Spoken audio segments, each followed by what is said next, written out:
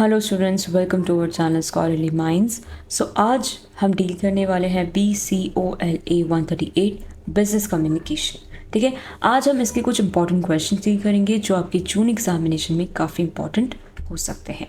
Start करने से पहले आप हमारा व्हाट्सअप एंड टेलीग्राम ग्रुप ज़रूर ज्वाइन कर लीजिएगा, क्योंकि यहाँ पे आपको रेगुलर क्लास अपडेट्स मिलते रहेंगे। लिंक आपको डिस्क्रिप्शन में मिल जाएगी। सेकंड, अगर किसी भी स्टूडेंट को इस सब्जेक्ट की गेस्ट पेपर्स परचेज करने हो तो आप आ सकते हैं shop.hindustanknowledge.com पर एंड यहाँ पर अपना सब्जेक्ट कोड टाइप करके ईजिली गेस्ट पेपर्स परचेज कर सकते हैं। इन केस परचेज करने में आपको कोई भी डिफ़िकल्टी आती है तो आप हमसे कांटेक्ट कर सकते हैं एट 9580023321 पर। Okay, let's start with our first question. What role does business communication play in smooth running of a business enterprise? Explain. Business communication is the process of sharing information, ideas, and message among people inside and outside an organization. It includes communication between managers, employees, customers, suppliers, investors, and government authorities. Good communication helps a business achieve its goal and maintain healthy relationship. It is one of the most important factors for smooth running of any business enterprise. Business communication का मतलब है business के अंदर और business के बाहर लोगों के बीच इंफॉर्मेशन, आइडियाज़, इंस्ट्रक्शन और मैसेजेस का एक्सचेंज।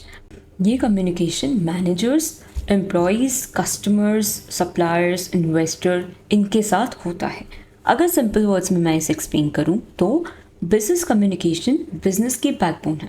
अगर कम्युनिकेशन क्लियर एंड इफेक्टिव नहीं होगा तो बिजनेस स्मूथली नहीं चलेगा, इसलिए इसका क्लियर एंड इफेक्टिव होना बहुत ज़रूरी है। अगर कम्युनिकेशन वीक होगा तो मिसअंडरस्टैंडिंग, डिले एंड लॉसेस भी हो सकते हैं, इसलिए बिजनेस कम्युनिकेशन का क्लियर होना बहुत ज़रूरी है। इसका मतलब होता है इंफॉर्मेशन शेयर करना, आइडियाज़ शेयर करना लोगों के बीच, जो ऑर्गेनाइजेशन के अंदर भी हो सकते हैं और ऑर्गेनाइजेशन के बाहर भी हो सकते हैं। ठीक है, role of business organisation helps in better planning. Business communication provides the necessary information for making plans. Manager can collect ideas, discuss strategy, set clear goals for the organization. Okay. किसी भी बिजनेस में planning बहुत ज़रूरी होती है। Manager को future plans बनाने के लिए एम्प्लॉयज़ एंड डिपार्टमेंट से इंफॉर्मेशन चाहिए होती है। इफ़ेक्टिव कम्युनिकेशन की मदद से ही आइडियाज़ कलेक्ट किए जाते हैं एंड स्ट्रैटेजीज भी डिस्कस होती है, साथ में गोल्स भी डिसाइड किए जाते हैं। इसी वजह से प्लानिंग और ज़्यादा स्ट्रॉन्ग हो जाती है।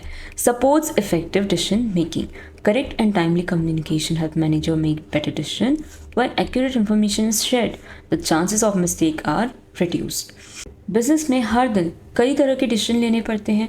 अगर मैनेजर्स को सही और टाइम पर इंफॉर्मेशन मिलती है तो वो बेटर डिसीजन ले पाते हैं। गलत या इनकम्प्लीट कम्युनिकेशन से रॉन्ग डिसीजन भी हो सकते हैं, है ना। इसलिए कम्युनिकेशन डिसीजन मेकिंग को इम्प्रूव करता है। Improve coordination. Different departments such as production, marketing, finance and human resource must work together.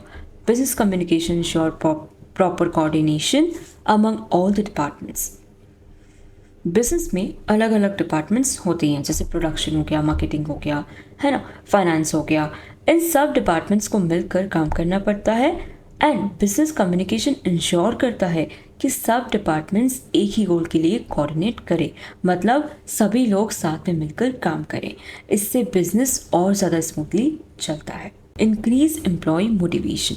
When employees receive their clear instruction, appreciation and feedback, they feel motivated and confident. Good communication improves job satisfaction and communication employees को motivate भी करता है. जब employees को clear instruction, appreciation, feedback मिलता है तो उनका confidence बढ़ता है, वो अपना काम और ज़्यादा अच्छे से करते हैं and इससे productivity भी increase होती है. Build strong customer relationship. Communication with customers help businesses understand their needs, solve complaints and provide better services. Satisfied customers become loyal customers. Her business के लिए कस्टमर सबसे ज़्यादा इम्पॉर्टेंट होते हैं. बिजनेस कम्युनिकेशन की मदद से कंपनी कस्टमर की नीड समझती है, कंप्लेन सॉल्व करती है एंड बेटर सर्विसेज प्रोवाइड करती है. सेटिस्फाइड कस्टमर्स दोबारा भी प्रोडक्ट्स खरीदते हैं और कंपनी पर ट्रस्ट भी करते हैं. reduce conflict and misunderstanding. Clear communication prevent confusion among employees and management. It helps solve problem quickly and create a healthy work environment. जब कम्युनिकेशन क्लियर होता है तो कन्फ्यूजन भी कम होता है एंड एम्प्लॉयज़ और मैनेजमेंट के बीच जो मिसअंडरस्टैंडिंग है वो भी कम होती है, प्रॉब्लम्स जल्दी सॉल्व हो जाती है. Yes, improve efficiency when instructions are communicated properly. Employees complete their work correctly and on time. This saves time, reduce error and increase overall efficiency. Business communication ensure करता है कि इंस्ट्रक्शन क्लियरली समझ आए. Okay, इससे employees अपना काम सही तरीके से टाइम पर एंड कम मिस्टेक्स के साथ करता है. एंड ये इंस्ट्रक्शन कम्युनिकेशन जो बिजनेस की एफिशिएंसी है उसको भी बहुत अच्छी तरह से इम्प्रूव करता है. Help in business growth, effective communication improve relationship with supplier, investor, bank and government agencies. It creates a positive image and support business expansion. Business सिर्फ employees के साथ ही communicate नहीं करता, वो suppliers, bank, investor इनके साथ भी communicate करता है. अच्छे रिलेशन की वजह से बिजनेस को सपोर्ट भी मिलता है एंड एक्सपांशन में भी हेल्प होती है. इससे बिजनेस क्या करता है, ग्रो करता है ऑफकोर्स. ठीक है. And strengthen teamwork. Open communication encourage employees to share ideas and work together. Good teamwork leads to better performance and innovation. Open communication employees को अपने आइडिया शेयर करने का मौका देती है. सब मिलकर टीम वर्क करते हैं एंड अच्छी टीम वर्क से इनोवेशन भी बढ़ता है और जो ऑर्गेनाइजेशन की परफॉर्मेंस है वो भी अच्छी होती है, इम्प्रूव होती है. Supports control and evaluation. Manager use communication to monitor employees' performance, provide guidance, and evaluate result. It helps in ensure that organizational objectives are achieved. Managers communication के थ्रू employees के काम को monitor करते हैं, feedback भी देते हैं और गाइडेंस भी देते हैं और साथ में रिजल्ट जो भी रहता है उसे इवेल्युएट करते हैं कि परफॉर्मेंस कैसा रहा अब तक का. तो ये सारी चीज़ें ऑर्गेनाइजेशन के ऑब्जेक्टिव्स को अचीव करने में भी हेल्प करते हैं. Importance of business organisation. Ensure smooth flow of information. अब बिजनेस कम्युनिकेशन का हम इम्पोर्टेंस देखेंगे. इंफॉर्मेशन का स्मूथ फ्लो ये मेंटेन करता है, करेक्ट. साथ में ही ये एम्प्लॉय की जो परफॉर्मेंस है, साथ में ये एम्प्लॉय परफॉर्मेंस को भी इम्प्रूव करता है, कस्टमर सेटिस्फैक्शन इंक्रीज करता है, बिजनेस गोल्स को अचीव करने में हेल्प करता है, कंपनी की जो पॉजिटिव इमेज है लॉन्ग टर्म बिजनेस सक्सेस को भी सपोर्ट करता है. Conclusion. Business communication is the backbone of every successful business enterprise. It connects people, improve coordination, support decision making, and build strong relationship with customer and employees. Effective communication reduces misunderstanding, increase productivity, and help the organization achieve its objective. Therefore, every business should develop clear, honest, and timely communication to ensure smooth operation and long-term success. Business communication किसी भी successful business की backbone होती है. अभी हमने जितनी भी चीज़ें पढ़ी हैं वो हर बिजनेस में इंपॉर्टेंट होती है, करेक्ट. ये प्लानिंग, डिसीजन मेकिंग, कोऑर्डिनेशन, ये सारी चीज़ों को स्ट्रॉन्ग बनाती है. इसके थ्रू मिसअंडरस्टैंडिंग कम होती है, प्रोडक्टिविटी बढ़ती है एंड टीम वर्क भी इम्प्रूव होता है. इसीलिए बिजनेस कम्युनिकेशन को स्मूथ बिजनेस ऑपरेशन की फाउंडेशन माना जाता है, क्योंकि बिना इफेक्टिव कम्युनिकेशन के कोई भी अपना बिजनेस गोल्स को इफेक्टिवली अचीव नहीं कर सकता. इसलिए इसका होना बहुत ज़रूरी है. Okay, on to next question. Explain the key aspects of postal life insurance. How do publicity and public relation promote postal life insurance scheme? Postal Life Insurance (PLI) is one of the oldest life insurance scheme in India. It was started in 1884 by the Department of Post. Initially, it was meant for postal employees, but later it was extended to employees of central and state governments and public sector organization, education institution, and other eligible bodies. PLI provides financial security to policyholders and their families through affordable insurance. Postal life insurance India की सबसे पुरानी life insurance में से एक है. Life insurance scheme में से postal life insurance (PLI) India की सबसे पुरानी लाइफ इंश्योरेंस स्कीम में से एक है. ठीक है. इसकी शुरुआत 1884 में डिपार्टमेंट ऑफ पोस्ट ने की थी.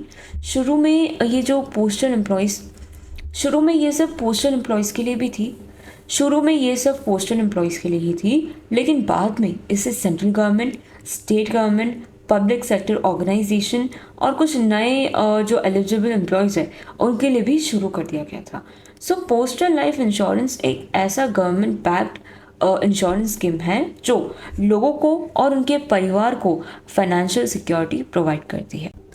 मैं आपको इसका थोड़ा सा एक्सप्लेनेशन देना चाहती हूँ कि जो इंश्योरेंस रहता है वो क्या रहता है, एक तरह का फाइनेंशियल सपोर्ट ही रहता है।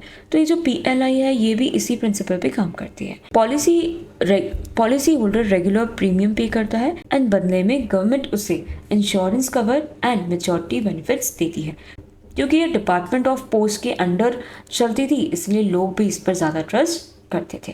ठीक है, की aspects of postal life insurance. Affordable premium. PLI offers insurance at lower premium compared to many other insurance companies. This make it suitable for middle income employees. सबसे पहला ये जो फीचर है वो है अफोर्डेबल प्रीमियम। प्रीमियम का मतलब है इंश्योरेंस के लिए हम जो हर महीना पैसा देते हैं। तो PLI में जो प्रीमियम थी वो प्राइवेट इंश्योरेंस कंपनी के कंपैरिजन में काफ़ी कम थी। ओके, तो इस वजह से जो मिडिल इनकम एम्प्लॉयज़ हैं उनको ये ऑप्शन काफ़ी अच्छा लगता था। Policy holder receive attractive bonus on eligible policies. This increase the maturity value and makes the scheme more beneficial. PLI policy holders को अट्रैक्टिव बोनस भी मिलता था। जब पॉलिसी मैच्योर होती थी तो इंश्योर्ड अमाउंट के साथ बोनस भी दिया जाता था। इससे मैच्योरिटी अमाउंट और ज़्यादा हो जाता था एंड पॉलिसी और ज़्यादा बेनिफिशियल बन जाती थी। Government support. Since PLI is manage by department of post it enjoy the trust and confidence of people due to government back. PLI को गवर्नमेंट ऑफ इंडिया का सपोर्ट मिलता था, इसी वजह से लोग इसे safe and reliable insurance scheme मानते थे। गवर्नमेंट बैकिंग की वजह से पब्लिक का जो ट्रस्ट था वो और भी ज़्यादा होता था। Different type of policies. PLI provides various insurance plans such as whole life insurance, endowment insurance, convertible whole life insurance, anticipated endowment assurance, money back, children's policy. Customer can choose a policy according to their needs. PLI में अलग अलग ज़रूरतों के हिसाब से देखे हमने कि किस तरह के इंश्योरेंस प्लान्स अवेलेबल हैं, जैसे कि money back policy, children policy, whole life insurance. तो कस्टमर अपनी नीड एंड फाइनेंशियल कंडीशन के हिसाब से पॉलिसी चूज कर सकते हैं। Let's move on ahead. Loan and surrender facility. Policy holders can take loan against certain policies after completing the required period. They can also surrender the policy if needed, subject to rules. PLI में कुछ policies पर loan facility भी मिलती है, यानी ज़रूरत पड़ने पर पॉलिसी के अगेंस्ट लोन भी लिया जा सकता है। ओके, सो अगर पॉलिसी कंटिन्यू नहीं रखनी है तो रूल्स के अकॉर्डिंग पॉलिसी सरेंडर भी की जा सकती है। Tax benefit. Premium paid under eligible PLI policies qualify for tax benefit under Income Tax Act, making them financially attractive. PLI में इन्वेस्ट किए जाने वाले जो प्रीमियम हैं वो उससे इनकम टैक्स एक्ट के अकॉर्डिंग टैक्स बेनिफिट भी मिल सकते हैं। इसलिए इंश्योरेंस के साथ साथ टैक्स सेविंग भी एक अच्छा ऑप्शन है। जब भी लोगों का पैसा बचता है, भाई टैक्स कम देना पड़ेगा, तो उसके लिए पॉलिसीज़ लेने को भी तैयार हो जाते हैं कि चलो अपना ही फ़ायदा है। तो इसकी वजह से भी लोग काफ़ी अट्रैक्ट हुए।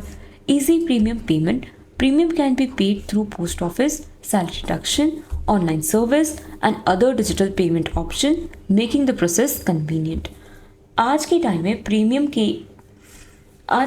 प्रीमियम पे करना बहुत ईजी है। कस्टमर पेमेंट कर सकता है किसके थ्रू? पोस्ट ऑफिस से कर सकता है, सैलरी डिडक्शन से कर सकता है, ऑनलाइन सर्विसेज से भी हो जाता है एंड डिजिटल पेमेंट मोड्स तो ऑलरेडी अवेलेबल ही है।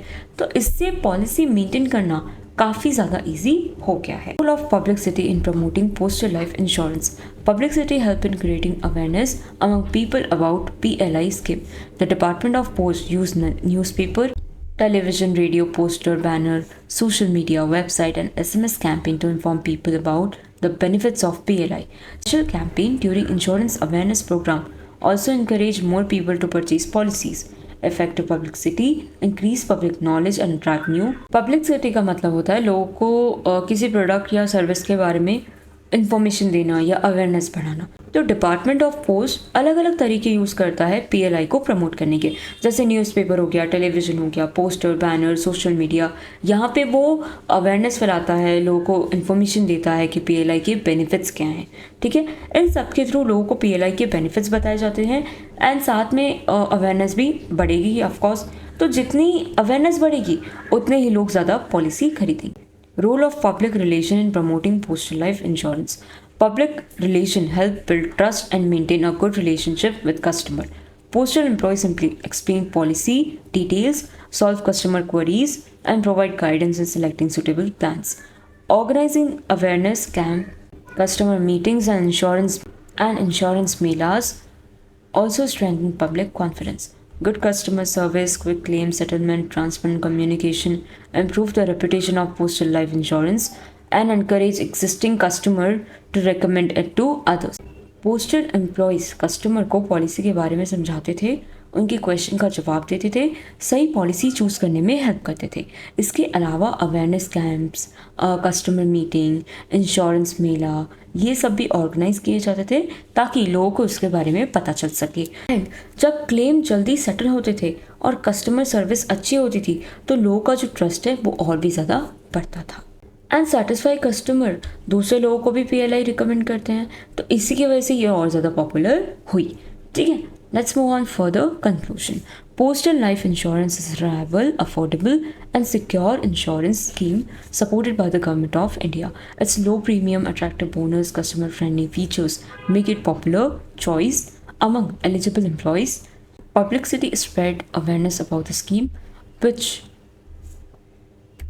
while public relations build trust and maintain strong customer relationship. Together, they play an important role in increasing the popularity and success of postal life insurance. अब हम इसका conclusion देखते हैं। Postal life insurance के बारे में मैंने आपको बताया कि ये गवर्नमेंट ऑफ इंडिया की एक reliable, affordable and secure insurance scheme है। ठीक है, इसके जो लो प्रीमियम है, हाई बोनस है, गवर्नमेंट का सपोर्ट है, कस्टमर फ्रेंडली है, तो ये सारे फीचर्स इससे और ज़्यादा पॉपुलर बनाते हैं। साथ ही पब्लिसिटी लोगों में अवेयरनेस बढ़ाती है और जो पब्लिक रिलेशन है उससे कस्टमर का ट्रस्ट और ज़्यादा बढ़ता है। एंड इसीलिए पोस्टल लाइफ इंश्योरेंस को financial security and social welfare का एक इम्पॉर्टेंट मीडियम माना जाता है, जो लाखों फैमिलीज के फ्यूचर को फाइनेंशियल रिस्क से प्रोटेक्शन देता है। Define communication. Explain the various types of business communication with the help of appropriate illustration. Communication is the process of sharing information, ideas, thoughts, feeling, or messages from one person to another. It helps people understand each other and work together effectively. In business, communication is very important because it supports planning, decision making, coordination, maintaining good relationship with employees, customer and suppliers. Communication, इसका मतलब क्या होता है? एक person दूसरे person तक information, idea, thoughts, ये सारी चीज़ें पहुंचाता है या फिर उन्हें समझाता है। करेक्ट? तो कम्युनिकेशन एक ऐसा प्रोसेस है जिसमें एक पर्सन, मतलब जो सेंडर हो गया, वो हम एक दूसरे से बात करते हैं कि नहीं, आपने किसी को मैसेज भेजा तो आप सेंडर बन गए, जिसने रिसीव किया वो रिसीवर बन गया। ठीक है, तो आपने कोई मैसेज भेजा या फिर आपने उनको कोई बात समझाई या कोई आइडिया बताया, तो ये आपने क्या किया? कम्युनिकेट किया। तो जब मैसेज सही तरीके से पहुंच जाता है या उसे समझ में आ जाता है तो इसे हम क्या कहते हैं? तो तब हम क्या मानते हैं कि कम्युनिकेशन सक्सेसफुल हो गया। बिजनेस में कम्युनिकेशन बहुत इंपॉर्टेंट होता है क्योंकि इसी के थ्रू प्लानिंग होती है, डिसीजन लिए जाते हैं, कोऑर्डिनेशन होता है, हम अच्छे रिलेशनशिप मेंटेन कर पाते हैं एम्प्लॉयज़ के साथ, कस्टमर्स के साथ, सप्लायर्स के साथ। तो इसलिए कम्युनिकेशन बहुत इंपॉर्टेंट होता है। Definition of communication. Communication is the process by which a sender sends a message to a receiver through a suitable medium. The receiver understands the message and gives a feedback. Effective communication is complete only when the message is understood correctly. अब यहाँ पे क्या कहा जा रहा है कि communication सिर्फ बात करना नहीं होता। ठीक है, ये एक सिंपल प्रोसेस है जिसमें सेंडर एक मैसेज भेजता है, ठीक है, किसी भी मीडियम के थ्रू, जैसे कि ईमेल हो गया, फ़ोन हो गया, लेटर हो गया, मीटिंग हो गई। ठीक है, एंड रिसीवर उस मैसेज को समझता है, रिसीव भी करता है एंड समझता भी है, एंड उसी के साथ वो फीडबैक भी देता है। अगर रिसीवर मैसेज को सही तरीके से समझ गया तब कम्युनिकेशन सक्सेसफुल माना जाता है। ठीक है, इफेक्टिव कम्युनिकेशन वही होता है जब मैसेज को समझ लिया गया हो properly. Okay, types of business communication. Business communication can be divided into following types. Internal communication. Internal communication takes place within the organization. It helps employees and managers work together smoothly. सबसे पहला internal communication organisation के अंदर होता है, ठीक है। इसमें employees हो गए, मैनेजर हो गए, डिपार्टमेंट हो गया, इनके बीच जो भी कम्युनिकेशन होता है वो इंटरनल कम्युनिकेशन कहलाया जाता है। इसका जो ऑब्जेक्टिव रहता है वो ऑर्गेनाइजेशन के अंदर coordination and team work he focus रहता है कि इसे कैसे इम्प्रूव करना है। तो जब तक बात नहीं होगी तो टीम वर्क कैसे कर पाएंगे या फिर कोऑर्डिनेट कैसे कर पाएंगे, इसलिए कम्युनिकेशन का होना बहुत इंपॉर्टेंट है। For example, a manager sends an email to employees about a new office policy और वर्क शेड्यूल। मैनेजर एम्प्लॉयज़ को ईमेल भेजता है कि अगले वीक से ऑफिस का टाइमिंग चेंज है, ठीक है। तो ये क्या है, इंटरनल कम्युनिकेशन का एग्जाम्पल है। External communication takes place between the organization and people outside the business, such as customers, suppliers, bank, government department. A company sends a product brochure to customer or communicates with a supplier for purchasing raw material. ये जो communication है ये organisation and बाहर के लोगों के बीच होता है, जैसे organization and customers and suppliers, banks, ठीक है। इनके साथ जो भी कम्युनिकेशन होता है, मतलब बाहरी लोगों के साथ, वो एक्सटर्नल कम्युनिकेशन में आता है। जैसे कंपनी अपने कस्टमर को कुछ नए प्रोडक्ट का ब्रोचर भेजती है या फिर सप्लायर से रॉ मटेरियल का ऑर्डर करती है, तो ये सब किस में है, एक्सटर्नल कम्युनिकेशन में। Upward communication. In upward communication, information flows from lower level employees to higher level managers. It helps management understand employee problem and suggestion. Upward communication में इंफॉर्मेशन नीचे से ऊपर की तरफ जाती है, यानी एम्प्लॉयज़ मैनेजर की तरफ जा रहे हैं। इसका जो पर्पस होता है वो मैनेजमेंट को एम्प्लॉयज़ की प्रॉब्लम, सजेशन एंड फीडबैक बताना होता है। जैसे कि एम्प्लॉयज़ अपनी मंथली रिपोर्ट या फीडबैक डिपार्टमेंट मैनेजर को सबमिट करते हैं, तो ये क्या हो गया, ये upward communication. Downward communication flows from top management to employees. It is used to give instruction, policies, rule and work assignment. The managing director announces a new company rules through a circular. Okay, downward में क्या हो रहा है, अब आप खुद सोचिए। Managers अपने एम्प्लॉय से बात करेगा, यानी टॉप मैनेजमेंट से एम्प्लॉय की तरफ, इसके through instruction, policies, rules, orders, ये सारी चीज़ें दी जाती है। जैसे कोई एमडी है, वो बता रहा है कि अब से कंपनी के जो रूल्स हैं वो चेंज हो चुके हैं, तो ये किस में आएगा, डाउनवर्ड कम्युनिकेशन में। हॉरिजॉन्टल मतलब lateral communication takes place between employees or department working at the same level. It employs coordination and teamwork. दो लोग हैं साथ में काम कर रहे हैं, ठीक है। तो दो लोग आपस में जब बात करेंगे कि आप ऐसा कर लीजिए, मैं इसमें एक्सपर्ट हूँ, और मैं ये कर लेता हूँ, मैं इसमें एक्सपर्ट हूँ, तो इन्होंने क्या किया, दोनों मिलकर कोऑर्डिनेट कर रहे हैं, टीम वर्क कर रहे हैं, ताकि दोनों अपना काम टाइमली कंप्लीट कर सकें, ठीक है। तो sales department and marketing department discuss, जैसे कि दो डिपार्टमेंट, यहाँ पे दो डिपार्टमेंट का एग्जांपल दिया है कि सेल्स डिपार्टमेंट और मार्केटिंग डिपार्टमेंट, ये दोनों मिलकर एक नए प्रोडक्ट की लॉन्चिंग की प्लानिंग करते हैं, तो ये किस में आएगा, हॉरिजॉन्टल मतलब लैटरल कम्युनिकेशन में आएगा। Formal and informal communication. Formal communication it follows the official chain of command and company rules. Example, official notice, report, meeting, office emails. इसमें क्या क्या इंक्लूड रहता है, ऑफिशियल नोटिस हो गया, रिपोर्ट हो गया, मीटिंग हो गया, ये सारी चीज़ें फॉर्मल कम्युनिकेशन में आती है। एंड इनफॉर्मल कम्युनिकेशन क्या होता है, ये अनऑफिशियल कम्युनिकेशन होता है। इसमें एम्प्लॉयज़ फ्रेंडली तरीके से बात करते हैं एंड इसके लिए कोई भी ऑफिशियल प्रोसीजर फॉलो नहीं करना पड़ता। जैसे कि लंच ब्रेक हो गया, है ना, लंच ब्रेक में सब साथ में मिलकर बात कर रहे हैं, जनरल टॉपिक पे बात करते हैं, तो ये क्या है, ये इनफॉर्मल कम्युनिकेशन में आता है। Conclusion: business communication is the backbone of every successful organization. It ensures smooth flow of information, reduce misunderstanding, improve teamwork, increase productivity. Different type of communication serve different purposes, but all are equally important for achieving business goals. Effective communication help an organization build strong relationship with employees, customer and other stakeholders, leading to long-term success. Communication business का सबसे important function है। Business communication अलग अलग types के होते हैं, जैसे internal हो गया, एक्सटर्नल हो गया, फॉर्मल, इनफॉर्मल, अपवर्ड, डाउनवर्ड, ठीक है। तो अलग अलग सिचुएशन में अलग अलग कम्युनिकेशन के मेथड को यूज़ किया जाता है।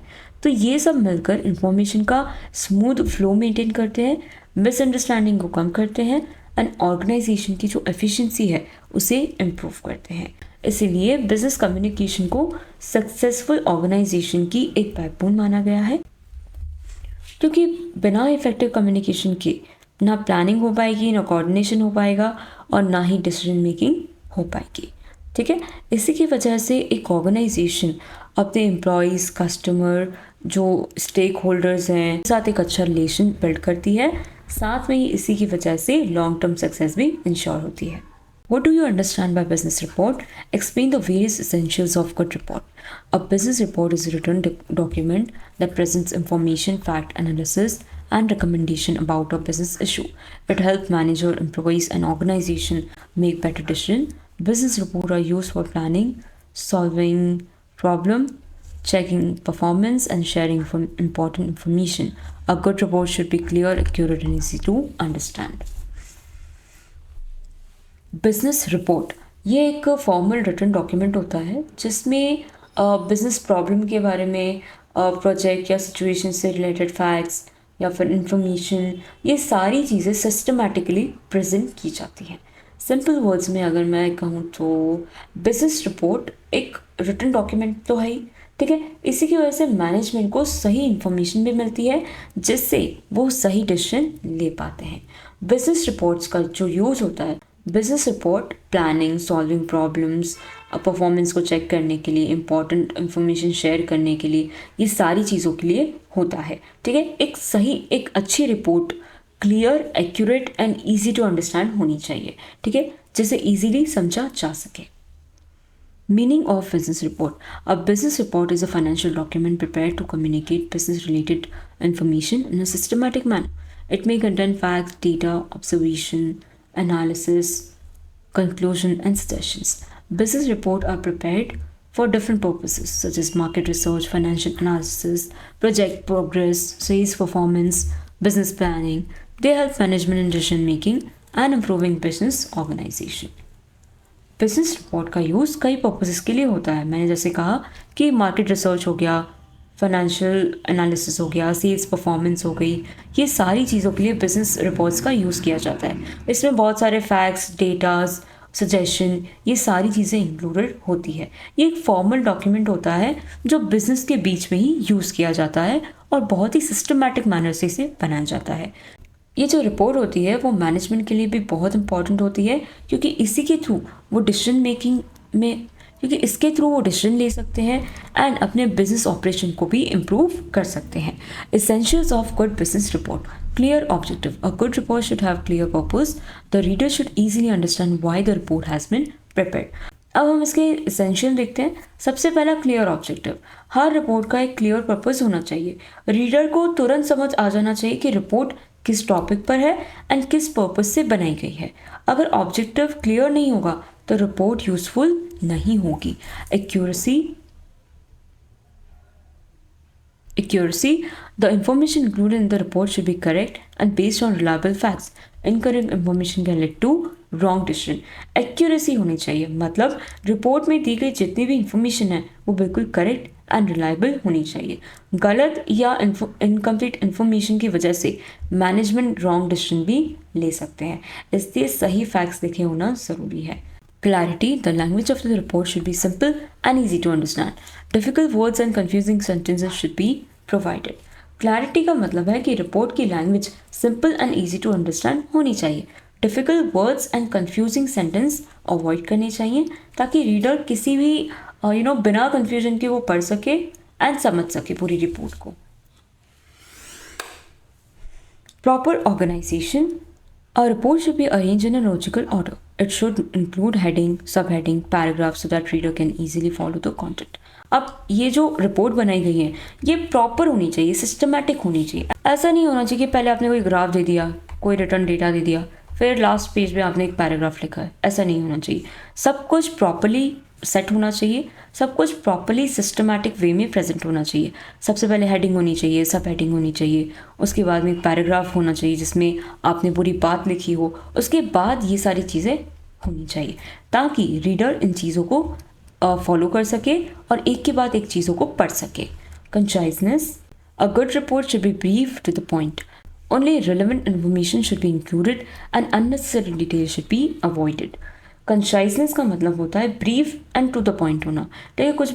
कुछ भी इररिलेवेंट नहीं होना चाहिए। रिपोर्ट में सिर्फ रेलेवेंट इन्फॉर्मेशन होनी चाहिए।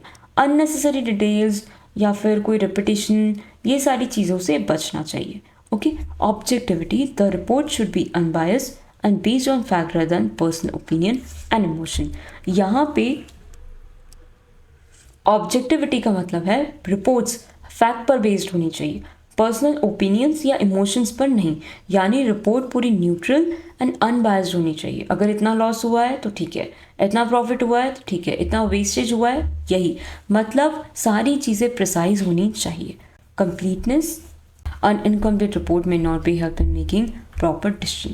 मतलब रिपोर्ट में टॉपिक से रिलेटेड सारी इंपॉर्टेंट इंफॉर्मेशन आनी चाहिए। अगर रिपोर्ट इनकम्प्लीट होगी तो रीडर सही डिसीजन नहीं ले पाएंगे, इसलिए रिपोर्ट कंप्लीट एंड इंफॉर्मेटिव होना चाहिए। अट्रैक्टिव प्रेजेंटेशन, ये जो भी रिपोर्ट बन रही है वो प्रॉपर अच्छे तरीके से बननी चाहिए। नीट एंड प्रोफेशनल अपीयरेंस उसका होना चाहिए। प्रॉपर फॉर्मेटिंग होनी चाहिए। ऐसा नहीं कि पहले के 5 लाइन का फॉन्ट कुछ और है, अगली 10 लाइन का फॉन्ट कुछ और है, ऐसे नहीं होना चाहिए, ठीक है। टेबल, चार्ट, ग्राफ, ये सारी चीज़ें यूज़ की जानी चाहिए ताकि इसे और अट्रैक्टिव बनाया जा सके। Timeliness, a report should be submitted on time. Delayed report में lose the importance and usefulness. जो भी रिपोर्ट मांगी गई है उसे टाइम पे सर्व करना बहुत ज़्यादा इंपॉर्टेंट है। अगर कोई बोल रहा है कि आपको 10 तारीख तक ये रिपोर्ट देनी है और आप 11 तारीख को दे रहे हो तो ये तो गलत है। टाइम के अंदर ही आपको अपनी रिपोर्ट सबमिट करनी चाहिए। Practical recommendation, if required the report should B provide useful suggestion and practical solution based on the finding. अगर ज़रूरत हो तो रिपोर्ट में यूजफुल सजेशंस भी होना चाहिए। ये रिकमेंडेशन प्रैक्टिकल एंड फाइंडिंग के बेसिस पर ही होना चाहिए ताकि मैनेजमेंट उन्हें अप्लाई करके बिजनेस की प्रॉब्लम सॉल्व कर सके। Business report is an important tool for communication decision making in an organization. It provides valuable information in structure form and helps solve business problem effectively. A good business report should be clear, accurate, objective, complete, concise, well organized, and submitted on time. These qualities make the report useful for managers and other stakeholders, leading to better planning and successful business operation. Business report business communication का एक बहुत important tool है, ठीक है। ये management को fact analysis, recommendation, ये सारी चीज़ें प्रोवाइड करता है ताकि वो सही डिसीजन ले सके। एक अच्छी रिपोर्ट में clear objective, accuracy, clarity, proper organization, ये जितने भी पॉइंट्स हमने पढ़े ये सब होने ही चाहिए ताकि उसका जो पर्पज़ है वो फुलफिल हो सके। इसलिए business report effective decision making में बहुत ही इंपॉर्टेंट मानी जाती है कि बिना इसके ऑर्गेनाइजेशन ना प्लानिंग कर सकती है, ना अच्छे डिसीजन ले सकती है, ना ही लॉन्ग टर्म सक्सेस को अचीव कर सकती है।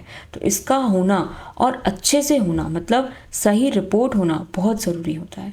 ओके, ये एक ऑर्गेनाइजेशन के लिए बहुत इंपॉर्टेंट होता है।